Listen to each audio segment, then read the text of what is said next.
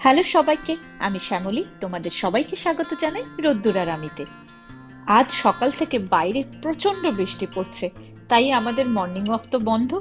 আমরা রোদ্দুরকে গাড়িতে করেই স্কুলে একটু ছাড়তে যাচ্ছি। এই যে রোদ্দুর বসে আছে পেছনে, ক্যামেরা ঘোরালেই মুখের নানা অঙ্গভঙ্গি করে যায়। এই যে রোদ্দুর নেমে পড়েছে।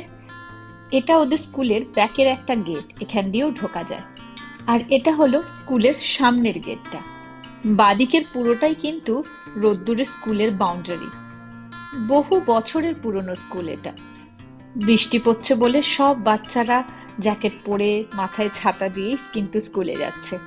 অফিসের একটু ব্রেক পেলেই মনে হয় বাড়িতে কত কিছুই কাজ না পড়ে রয়েছে। এই যেমন বাড়িটা একটু হুবার করে নেওয়া, ডিশওয়াশারের ভিতরের বাসনগুলো একটু আনলোড করে নেওয়া।